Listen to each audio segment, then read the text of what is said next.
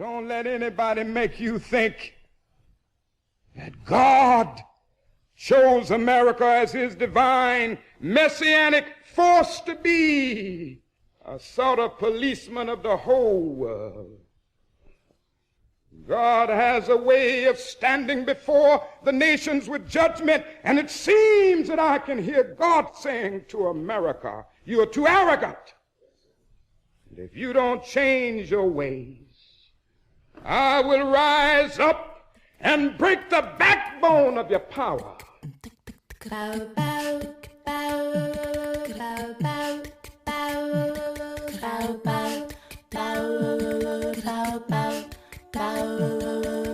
Hotep, which in the language of ancient Egypt means we come with justice in peace.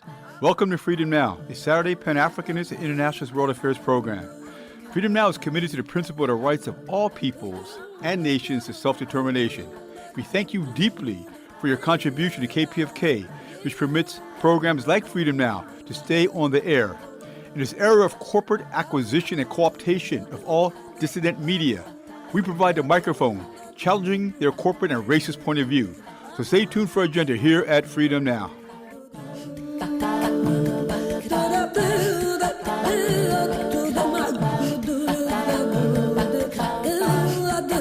Fellas, I'm ready to get up and do my thing. I want to get into it, man, you know.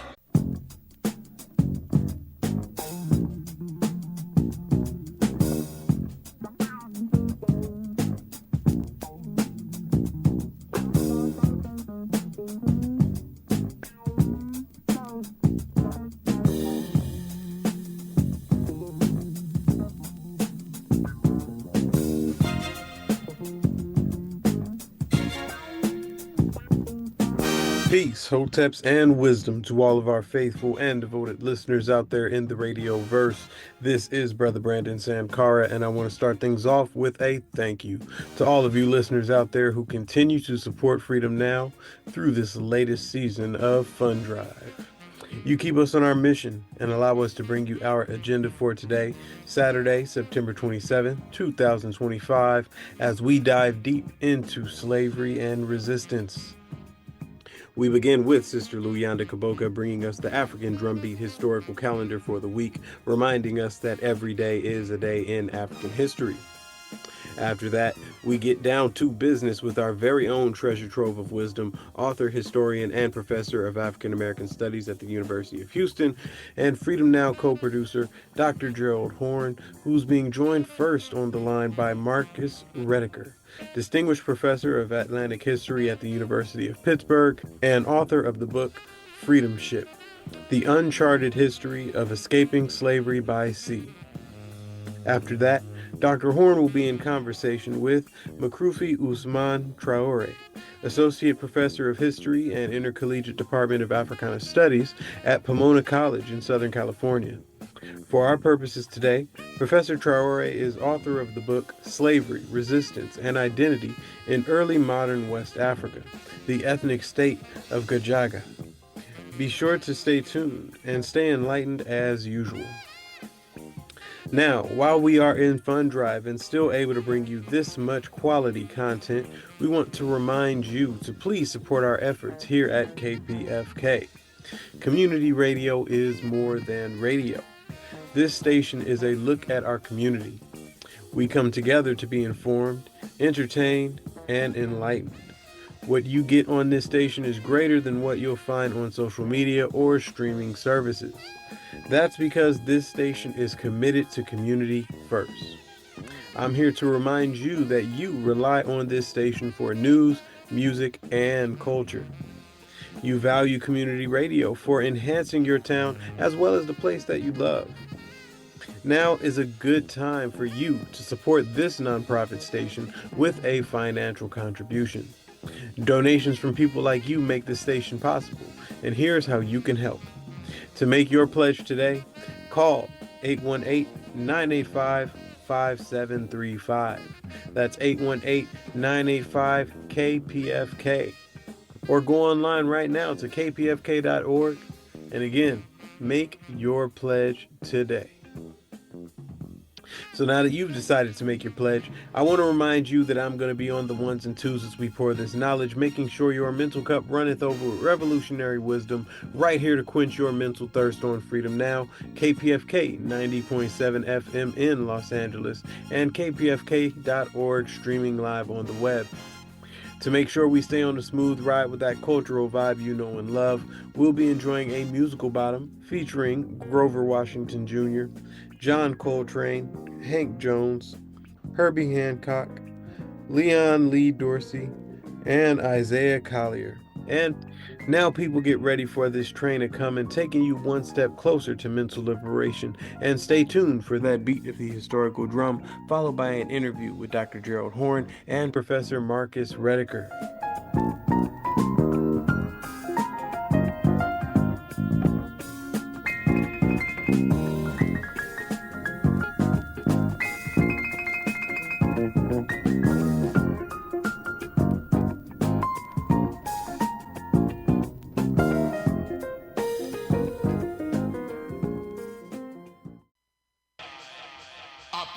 That founded wisdom, and with that getting get overstanding, and knowledge shall be added unto thee. And your way up be good to those people you met, like you would have meet the same people. Molweni Ekai. This is Sister Luyanda Koboka with Freedom Now's African Drumbeat Historical Calendar. This presentation will highlight significant, progressive, revolutionary activists and events in the struggle for humanity and spirituality over greed and the ruling class. September 28, 1958, Guinea, West Africa votes no, not only to French colonialism, but votes no to any economic and political ties to France, thereby proclaiming a complete independence from European rule. This mass decision set in motion the development of the most revolutionary African microstate in Africa, laying the groundwork for the development of Pan-Africanism as an objective and ideology of Nkrumahism to Tourism.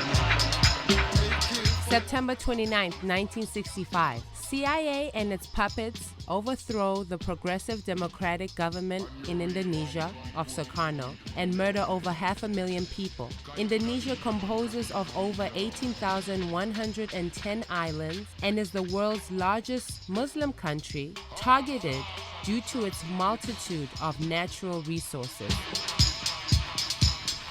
September 30th, 1975, the military dictatorship called the Derg declares a state of emergency and seizes control over the Ethiopian government, imprisoning His Majesty Haile Selassie Jah and slaughtering students, intellectuals, and trade unionists, ending the longest rule of an emperor in Africa. October 1st, 1949. China, one of the poorest and most divided countries in the world, is liberated under the leadership of Mao Zedong and the Chinese Communist Party. After 30 years of armed struggle, thereby liberating women, peasants, and working class from centuries of stagnant development. October 2nd, 1800. Nat Turner was born the week before Gabriel Prosser, a well-known rebellious slave leader, was hanged. Nat Turner, a gifted child, believed that God spoke to him directly and commanded him to lead African people to destroy the system of slavery. Nat Turner used religion as a weapon of revolution. October 2nd, 1858, Queen Mary Thomas, was born. She was an African slave rebellion leader in St. Croix, which is part of the U.S. colony in the Virgin Islands today. On October 1st, 1878, she and two other slave women, Rebecca Frederick and Exeline Solomon, aka the Black Amazon, led a revolt and killed many whites and set fire to the plantation houses of white slave owners, which also freed many slaves. October 3rd, 1952. The Mau Mau Rebellion against the British colonial rule in Kenya, East Africa begins. The Mau Mau's major targets were African collaborators with the British, thus beginning the class struggle, which has intensified throughout Africa and the diaspora. The Mau Mau correctly understood that without collaborationists, England could not maintain colonial rule. October 3rd, 1904. The people of Namibia, formerly called Southwest Africa, begin armed struggle against German colonial rule, evolving into total liberation under the leadership of Southwest African People's Organization. This has been Freedom Now at 90.7 FM in Southern California, 98.7 FM in Central California. Freedom Now's mission statement and profile is on the web at kpfk.org under programs. We hope that these reminders of bygone struggle will motivate those in the listening audience not to get frustrated with the slow pace of change.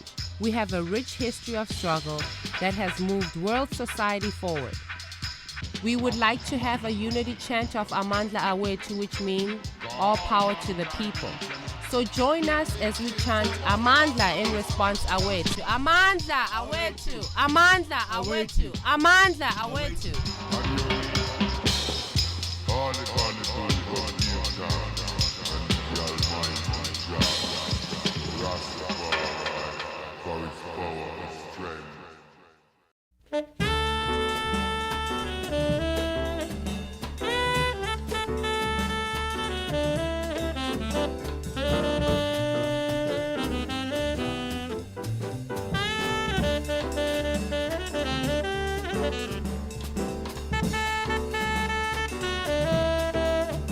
For KPFK Los Angeles, this is Gerald Horne, and with me on the line is Marcus Rediker, Distinguished Professor of Atlantic History at the University of Pittsburgh, author of the book Freedom Ship, The Uncharted History of Escaping Slavery by Sea.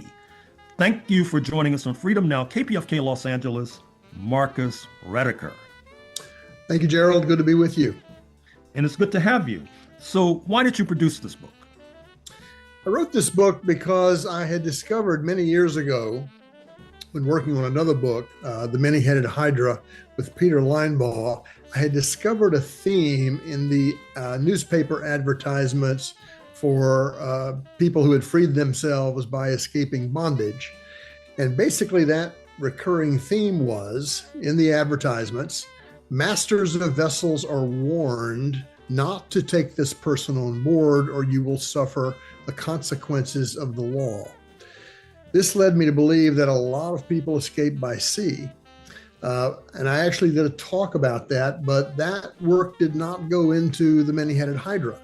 So some 25, 30 years later, after having written several other books, I came back to this theme and explored it comprehensively. And that is the origin of Freedom Ship. So, to what extent did free Negro sailors play a role in your story? And does that shed light on the so-called Negro Seamen's Acts passed in Dixie during the slavery era? Yes, Black sailors played an absolutely central role in this system of maritime escape. And I would emphasize that it is a system. Right? This is not just an occasional thing. There is a structured pattern of trade, and Black sailors at this point in time, in let's say 1829 to 1861, are around 1 in 6 sailors on these vessels going up and down the North Atlantic coast, and they play a leading role in making the connection to enslaved people on the docks in various southern port cities, and then assisting them to come on board a vessel that will then return to a place where slavery has already been abolished. Philadelphia, New York, New Bedford, or Boston. So these sailors are such a danger to Southern enslavers. And I would emphasize that even though historians have not been very conscious of this system of maritime escape, I assure you that the Southern ruling class was very well aware of it. They started passing these so-called Negro Seamen Acts. The first one is in South Carolina in 1822, but eventually all Southern states that have some kind of maritime connection pass a similar law. And what those laws did was essentially to remove Black sailors from their ships and place them in what is essentially quarantine when the vessel came into port. That's to prevent these sailors from interacting with black dock workers and other people who worked on the waterfront, and then allowing those people to rejoin the ship as it departs the port. So this was an effort to break the strategic link between workers on the ship and workers on the docks. And of course, this kind of legislation creates complexities with regard to U.S. diplomatic relations with Britain. For example, Britain controls Bahamas, Bermuda, not to mention Jamaica. Speaking of which, to what extent do these escaping Africans from Dixie flee to Bahamas, Bermuda, etc.? They do escape, and I have a fair amount of evidence about that. But for the most part, I've covered the Atlantic coast. What I discovered, Gerald, is that there are really 5 different systems of maritime escape. There's the Atlantic system that I've discovered. There is a Caribbean system. There is a Gulf of Mexico system. There is a Mississippi River system, and then there's a Great Lakes system, especially after 1850, when the Fugitive Slave Act is passed. So yes, people are escaping everywhere the ships go. And it was fairly common that ships would come down the coast, stopping at places like Charleston and Savannah, and then going on to a Caribbean port in the Bahamas, Jamaica, Barbados. So to what extent were the Carolinas compromised by this system of fleeing Africans, and how did the enslavers respond? North and South Carolina were both materially affected, and the legislatures of both states did everything they could to try to stop these maritime escapes. In North Carolina, they did something that no one else did. They created a system to, as they put it, fumigate vessels. They would essentially burn sulfur in the hold of a ship to try to smoke out hidden escapees, hidden fugitives. South Carolina was a militant opponent of escape by sea.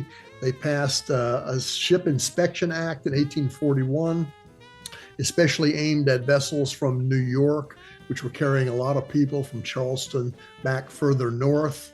I should say that most of the people who escaped by sea came from Maryland and Virginia, primarily because they were closer to a place of liberation like Philadelphia or New York.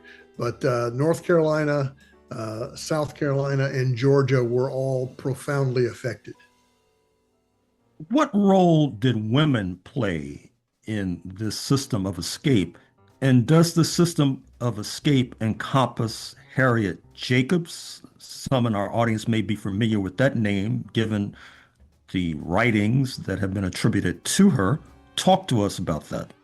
Yes, Harriet Jacobs is a very important maritime escapee. I've written a chapter about her. It turns out the key to her story, in my view, in addition to her personal courage and determination, was that she had 3 uncles, all of whom were sailors. And this was the way that she managed to find a safe ship out of Edenton, North Carolina. So that is crucial. Women played a significant role in this system, especially market women. These were women who worked on the docks for the most part, in both the South and the North. They are frequently, but not exclusively, African-American women. They will come to the waterfront and frequently go on board the ships to sell cakes, fresh fruit, vegetables. Of course, sailors have been at sea and they're very eager to buy these sorts of foods. And in the process of doing that, they can access very important information. One of the abolitionists of Boston said it was very common for these market women to go aboard the vessels. And when they got there and found a sympathetic sailor on board, they would say, "Do you have a fugitive on board?" And if the answer was yes, as was frequently the case, a midnight raid or rescue would be organized, in which that person would be taken off the vessel by abolitionists and helped on his or her way to freedom. I'll mention too that Robert Purvis, leading abolitionist, African-American man in Philadelphia, credited 2 women in the port of Baltimore as being especially important to the operation of his system of escape. One of them was white, one of them was black, and what they had and used were very effective forged documents of freedom, the same kind that Frederick Douglass used, although his was authentic, in escaping from slavery in Maryland in 1838. We don't know the names of these women, but they are certainly a major player in this system of escape. So you mentioned earlier the role of Negro seafarers, Negro sailors. What about dockers? What about stevedores? What about longshore workers? These workers are also extremely important because, as you can imagine, they occupy a strategic position in the loading and unloading of ships. In other words, if you were a fugitive in, let's say, Norfolk, which was kind of an epicenter of escape, the best way for you to find your way on board a safe ship would be to work with a dock worker who will know the sailors who are coming on board from the vessels that dock nearby. And I should emphasize that there's something called the packet trade, by which ships, especially from New York, come to the same port repeatedly. This allows the sailors and the dock workers to get to know each other. They work together. All of this grows out of work relations on the waterfront. That enables the development of relationships of trust. And that is one of the main ways that enslaved people would get on board one of these vessels, through a sympathetic and trustworthy dock worker. Finally, Marcus Rediker, Distinguished Professor of Atlantic History at the University of Pittsburgh in Pennsylvania, author of the book Freedom Ship, The Uncharted History of Escaping Slavery by Sea. What role did violence play in this process? Well, we need to understand that violence frequently generated the escape attempts. One of the things that Northern abolitionists understood, it took them a while, but understood that having these people who had escaped slavery by sea tell their own stories was a very important way to advance the anti-slavery cause.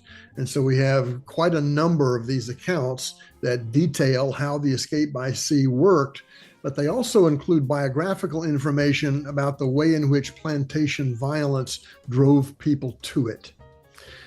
So I would give the example of a man named Moses Roper, who was one of the most determined fugitives I ever met. Basically, from the time he was 12 or 13 years old, he did nothing but run away. He was subjected to ever greater tortures. They couldn't break his will, and he did escape. He made his way all the way to Liverpool, where he became active in the abolitionist movement there. So violence is crucial. Sometimes it was necessary to use violence to defend yourself as you were escaping. This was crucial. Sailors were notoriously ready to fight at the drop of a hat. So this is a militant kind of abolitionism, and it helped to spawn a new kind of abolitionist organization, the Vigilance Committee, the first of which was formed by a black sailor named David Ruggles in New York in 1835. And this too was a group that was ready to fight. David Ruggles drew on his connections on the waterfront, and he was ready to fight for freedom. So let's just say militant self-defense is a very important part of the process of escape. Well, Marcus Rediker, author of the book Freedom Ship, The Uncharted History of Escaping Slavery by Sea, I'm afraid we're going to have to leave it there, but thank you for joining us on Freedom Now, KPFK, Los Angeles. My pleasure, Gerald. Thank you.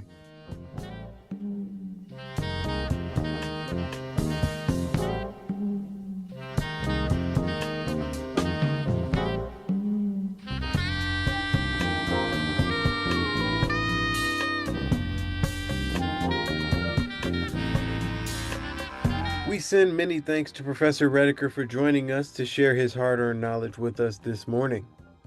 Please allow me to remind you that you are tuned in to KPFK 90.7 FM in Los Angeles, 98.7 FM Santa Barbara, 93.7 FM in San Diego, and streaming live online at kpfk.org.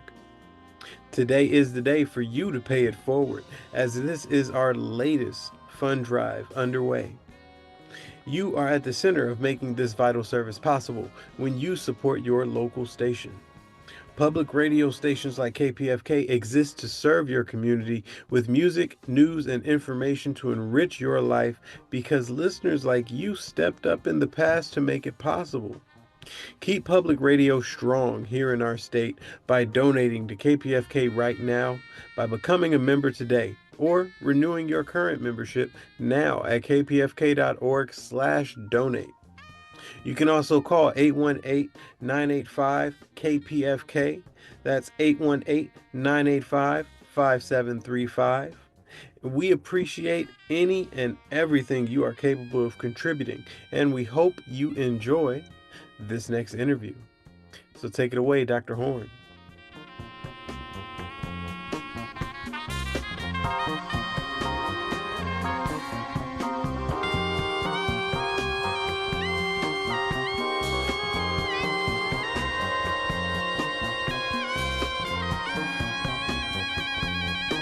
For KPFK Los Angeles, this is Gerald Horne, and with me on the line is Makhroufi Ousmane Traoré, Associate Professor of History and Intercollegiate Department of Africana Studies at Pomona College in LA County, and author of the book Slavery, Resistance, and Identity in Early Modern West Africa, the Ethnic-State of Gajaaga.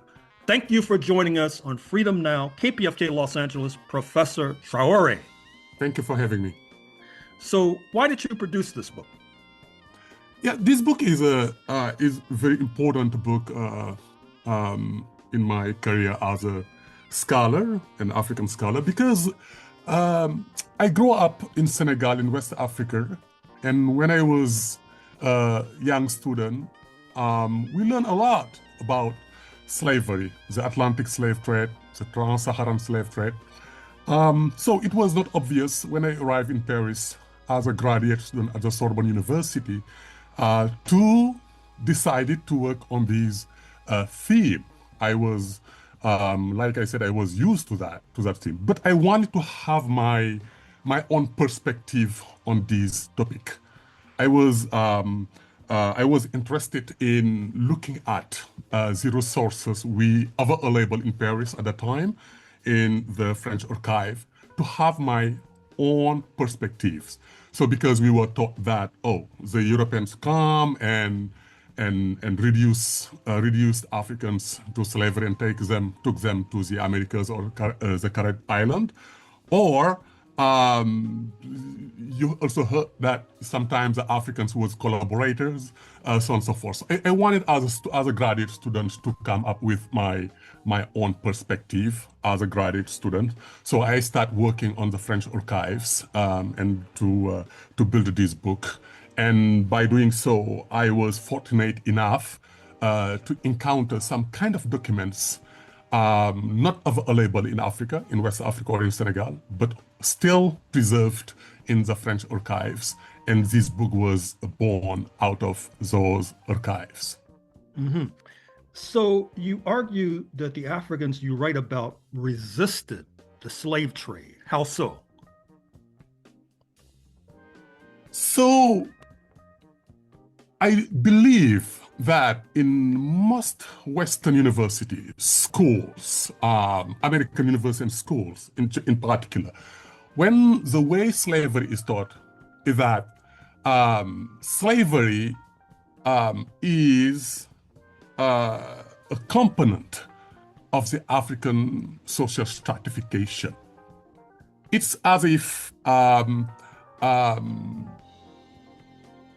like John Fordham argued, basically saying that the Atlantic slave trade and the trans-Saharan slave trade represented the geographic and economic extension of an existing African slavery and slave trade. So when you argue that, it's just a way also to show that you have positioned Africans as collaborators. You have positioned slavery as something that was natural. So I wanted to show that even using the term African was not appropriate. So, because at the time, the African identity does not exist. There were different communities, different population. So I wanted to take the example of Gajaaga to show that, number one, slavery is not a component of the African social stratification. Number two, slavery is not, which do not even call slavery as a practice in the African social stratification. And number three, that Africans actually resisted to the Atlantic slave trade. And the Soninke of Gajaaga was a perfect example. For example, most of the slaves, enslaved people, let's say enslaved people, who were taken from West Africa to the Caribbean island and the Americas came from the hinterland, from the interior. So they were taken to Gajaaga. Gajaaga was a kind of passageway of most enslaved Africans. Once they arrived in Gajaaga, where the French settled, they were then taken to the coast and then to the Caribbean island and then to the Americas, particularly in Louisiana, in Mississippi, so on and so forth. So these population I am talking about in this book, they try to organize themselves to create unfavorable conditions for the French to develop this slave trade system. So they didn't have the means of their resistance, what I call resistance. So what they did, they decided to impose very heavy taxes against all those local slave caravanners who was bringing war prisoners to the French. So they imposed taxes. So those taxes, most of the time, dissuaded local slave traders to come into their territories. So taxation system was then created as a way to dissuade those slave caravanners to come in their territories. Number two, they also create a kind of what I call a kind of a diplomatic practices, a system of diplomatic practices based on assassinations. When sometimes negotiation did not go well with the French, they use assassination. So Gajaaga was the only place in Senegambia, was the only place where I was able to gather more than 30 cases of assassination against the French. So the French was assassinated most of the time, and even sometimes their head decapitated and put into a post, and implemented in their village to tell the French that we don't want you to install to develop your trading system here. So the assassination was not against the French; it was also against all those Berbers who were also coming in their country to try to sell, to buy, to purchase enslaved people to be taken through the trans-Saharan trade. So I try to gather all those different cases in Arabic, written in Arabic letters or in French, in French correspondences, to argue that there were a type of resistance in Gajaaga. And it's not obvious, because they did not leave tangible proofs of their resistance. Because when I traveled to Gajaaga, there were no available oral traditions suggesting that they resisted. They were resistance. Even their present-day descendants were not aware of that argument. So what I did, basically, I read the French archive against the grain, because they were criticized by the French. The French, in every correspondence, they say, these people do not let us, they don't want to do commerce with us, they always try to make sure that our let's say our the installment of our fort does not function properly to conduct commerce. So I try to gather, to shift, let's say to read against the grain the French archive in order to develop the argument of resistance. Does it make sense? Of course. Yeah. Now, the area of Senegambia that you study was a hub for both the transatlantic and the trans-Saharan Correct. slave trades. Over what time period are we thinking about? How many captives do we have in mind? And where in the Americas were the captives mostly taken? And with regard to the trans-Saharan slave trade, where were those captives mostly taken? That's an excellent question. Because Gajaaga was a kind of hub. Gajaaga was at the crossroad of the trans-Saharan trade and the Atlantic slave trade. And they did not ask for it. They didn't want to be part of any of those kind of slave trade system. But they were forced by the Arabs, the Berbers, most importantly, because the Berbers also invaded Gajaaga in order to have access to two things: slaves, but also we need to know that Gajaaga also was a country that had some mining resources, so a lot of gold. They produced gold. The economic system was based on gold. So the Berber were coming to have access to that gold and to the source of slaves, enslaved people, but also the French was interested in the same thing. But most of the enslaved people who were taken to Gajaaga through the trans-Saharan trade were taken to Morocco. And they were enlisted in what we call the Moroccan Black Armies. So when you hear about the Black Armies between 16th and 17th, 18th century, most of those people who were enlisted in those Black Armies in Morocco came from Gajaaga. So, and then you have the French who were also interested in weakening the trans-Saharan slave trade in order to divert those slaves towards the Atlantic coast and take those enslaved people to Louisiana most of the time, and to Guadeloupe and Martinique. So most of the enslaved people who ended up to Louisiana come from the hinterland through Gajaaga and diverted from the trans-Saharan roads and then taken to Louisiana. And most of them, we have the account. I was able to produce through my book. I tried to focus on it was a kind of micro history, and I tried to focus on a case of about 70,000 enslaved people. But there are more than that, because I was only able to have access to the enslaved people who were I was able to find on the archives. But I also, besides those 70,000 enslaved people I focused on, there were those who were left behind, because the route was very far between the Gajaaga to the Atlantic coast. You have it about 700 miles. So people were very exhausted by the time they were taken from the hinterland to Gajaaga, and sometimes they even won't make it between Gajaaga to the Atlantic coast.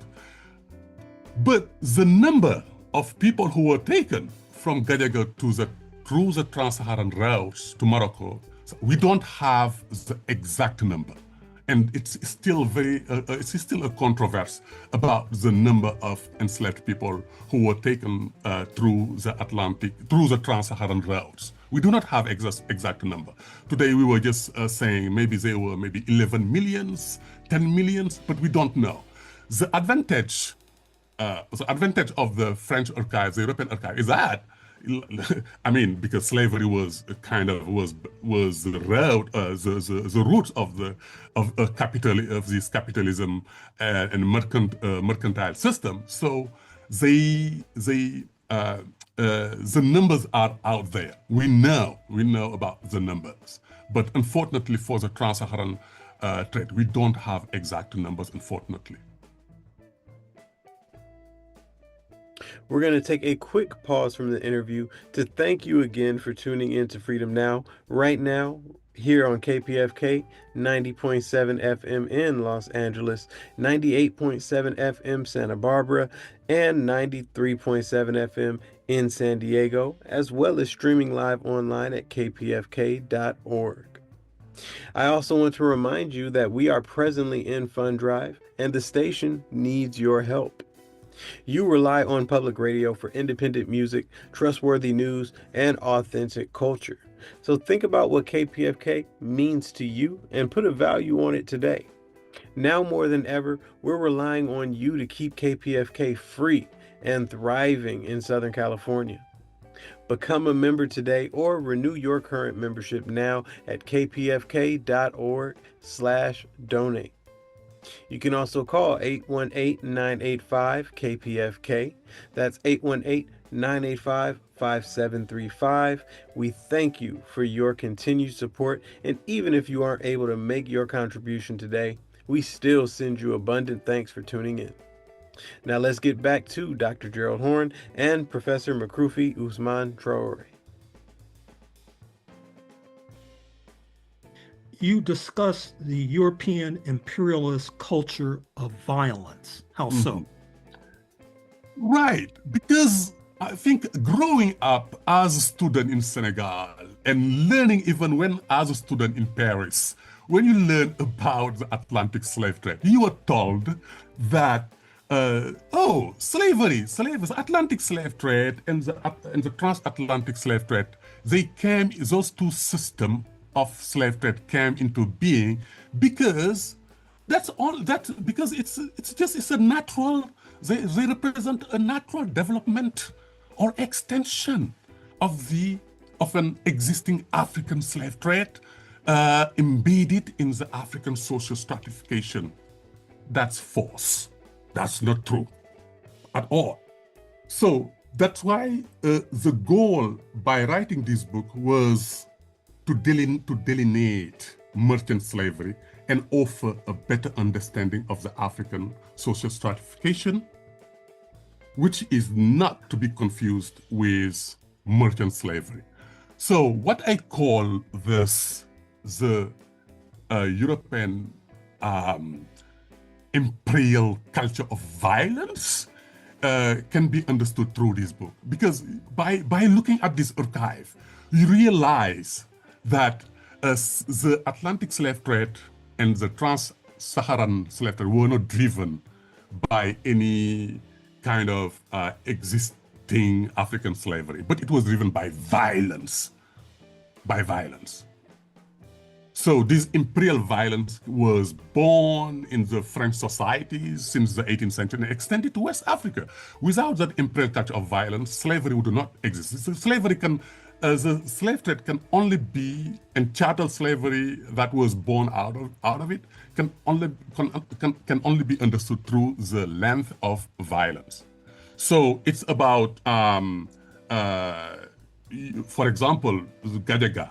Gajaaga is a good case. They wanted to be part of this global economic system, but they were not able to be part of that global economic system, because in order to be part of that global economic system, you have to produce armies, receive weapons from Europeans, and go to war against other neighboring ethnic states. So as long as you respond and you answer positively to that kind of violence implemented by Europeans, you can be part of that economic system. But if you refuse to use that violence to produce war prisoners, you can no longer belong to that economic system. And yet, the Bachili, the Soninke, wanted to be part of an economic system. It's a community, an ethnic group that was born out of doing business. They know, because when you say a Jula, when you go to West Africa, you talk about the Jula, the Soninke. It's a social category, and the definition of that social category turn around doing business, traveling. those people are always on the road doing business. But when business come to them, and that the business was done properly and peacefully, they would adhere to that. But as long as that business was based on violence, receiving weapons from Europeans in order to fight against other ethnic groups, in order to produce war prisoners who will be enslaved and taken to the Americas, they didn't want to be part of that system anymore. So to sum up my idea here is that if you look at the trans-Saharan trade, the Arabo-Berber trans-Saharan trade, or the European Atlantic trade system, violence was at the heart of the system. And slavery cannot be defined using any African perspective of the social stratification, but only slavery can only be defined as through the lens of violence. That means the people who were taken were desexualized, they were deculturalized, they were taken from one geographic area to another geographic area, and all the idea was to dehumanize them, to make them commodity, and to depersonalize those people. You have to violence has to be at the heart of the process. So that's why I argue in this book we cannot understand the Atlantic slave trade or the trans-Saharan trade or the Atlantic slave trade through the lens of the social stratification of any existing slavery in the social stratification, but only through violence and the European imperial culture of violence. So who was Lat Sukabe fall, and what was his significance? The significance of Lat Sukabe fall in this book, because when I decided to learn about slavery and the Atlantic slave trade from an African perspective, I wanted also to be honest intellectually, because also I know that Africans have a part of responsibility in this system. Yes, we have to take our courage. That's what I call intellectual courage. Lat Sukabe Fall was a Wolof, belonged to the Wolof ethnic group, and he came from a kingdom located on the Atlantic coast. So Lat Sukabe Fall created what I call some diplomatic ties, some political relations with the French. He welcomed the French in his kingdom, but his political agenda was a kind of the extension of the Wolof ethnic group, and his political agenda also was that in order to achieve my political agenda, I have to have access to the weaponry I need in order to extend my territories and try to protect these rising Wolof political power, or this rising of this Wolof political kingdom. So he really opened his kingdom to the French and create a very embedded and well implemented diplomatic relation with the French. So, but while he was negotiating, and he accepted also to send all his war prisoners as slaves to the French. He accepted to do that. So I was more interested in that guy in order to understand why these Africans who had enough power of decision-making and margin of maneuver, why did Lat Sukabe Fall wanted to be part of this global economic system?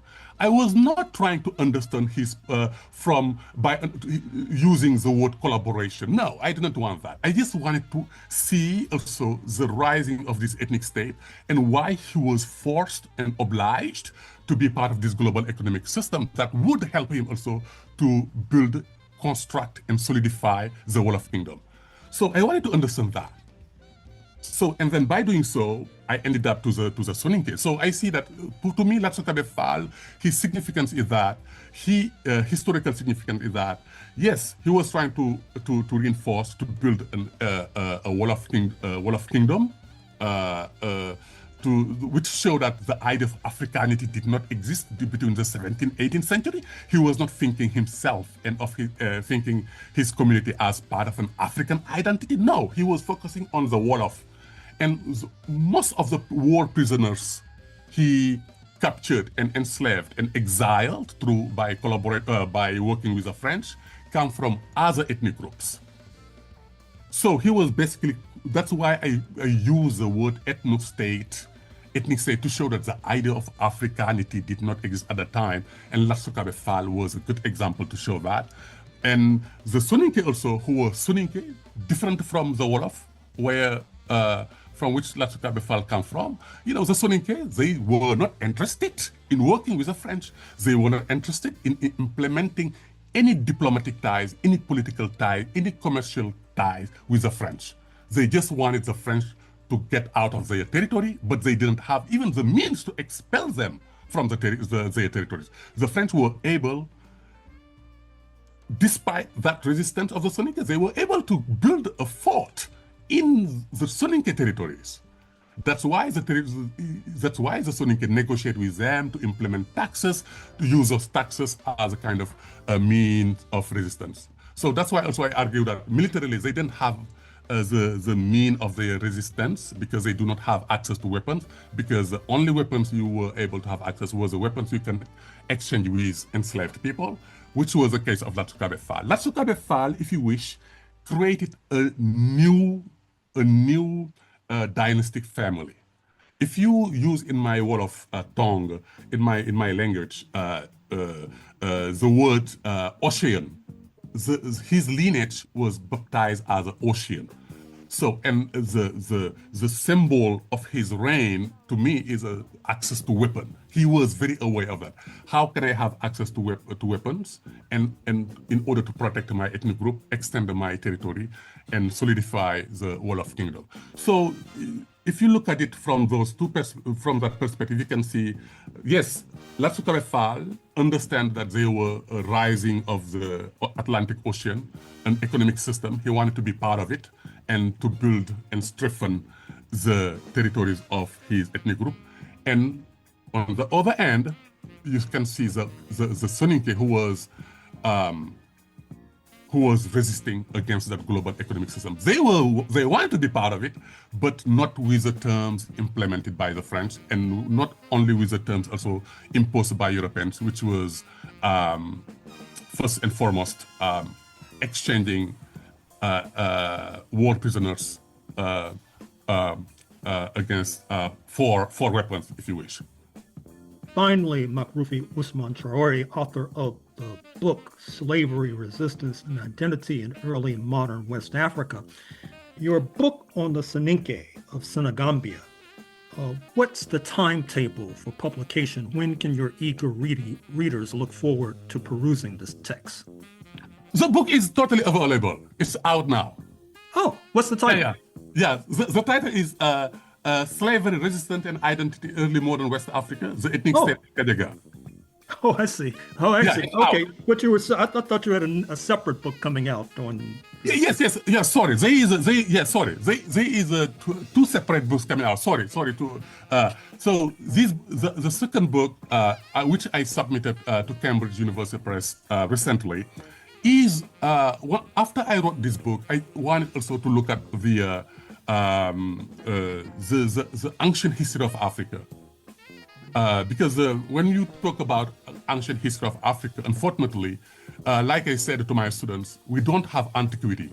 When you learn European history, when you learn about American history, it's all about antiquity, early modern, or if you wish, medieval, modern, and contemporary. But when you learn about African history, it's all about either slavery, the slave ship, or the colonization.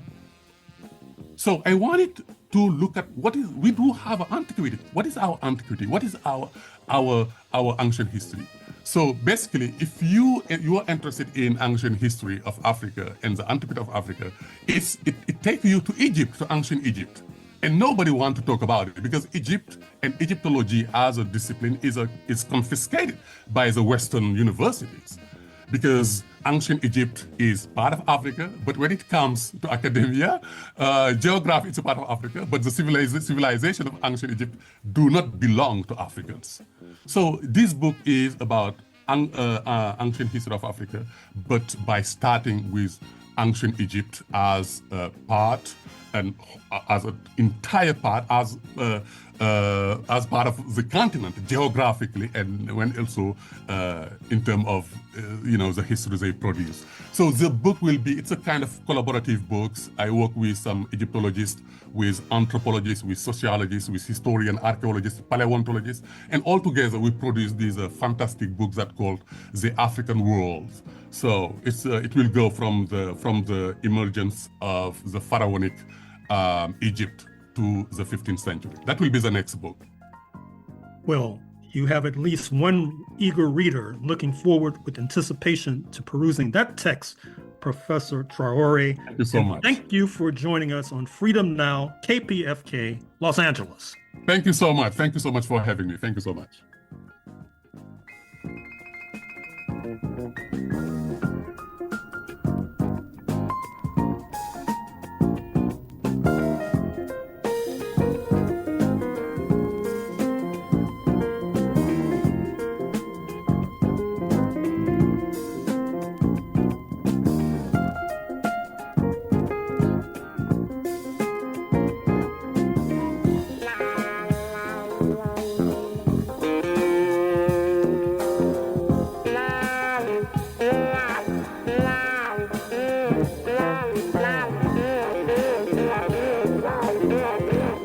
In closing, we'd like to thank our guests, starting with Professor Marcus Rediker, representing the University of Pittsburgh in Pennsylvania, and author of the book Freedom Ship, The Uncharted History of Escaping Slavery by Sea. Next up, we give thanks to Professor Makhroufi Ousmane Traoré from Pomona College in Southern California, and author of the book Slavery, Resistance, and Identity in Early Modern West Africa, the Ethnic-State of Gajaaga. Shout out to Dr. Gerald Horne for doing what he does best and guiding this train of mental liberation towards Pan-African enlightenment for yet another Saturday. Word to producer Sister Tej. Much love to our spiritual backbone and Freedom Now founder, Baba Didan Kamati. Shout out to our marvelous engineer, and last but certainly not least, thank you to all of you loyal listeners and supporters. This station is an essential resource in your life. Whether it's reliable information you can use or joyful music that inspires your community, this station provides programming you rely on. You're an essential part of this station too. Listeners provide the funding that keeps the news, information, and arts alive. Listeners' money fuels this station's power to operate. And if you're going to continue to count on this station, please remember its staff and volunteers count on you as well. Your contribution this hour enables this essential resource to provide vibrant radio. Here's how to help. To make your pledge today, call 818-985-KPFK. That's 818-985-5735, or go online to kpfk.org. This has been Brother Brandon Sankara, and you can join us on Facebook at Freedom Now Gerald Horne. You can email the program at freedomnow@kpfk.org, or go online to our audio archives at kpfk.org. Scroll down to find Freedom Now, and you'll be able to hear this program as well as 60 days worth of prior programming here at KPFK. So until next Saturday, here at Freedom Now, we stand running our marathon, ready for revolution. We state these facts only to let you know that those of us who are revolutionary, Pan-Africanists, is not because we love revolution. It is historically determined, and we have no alternative but to follow history and to use history for the benefit of our people. Power to the people.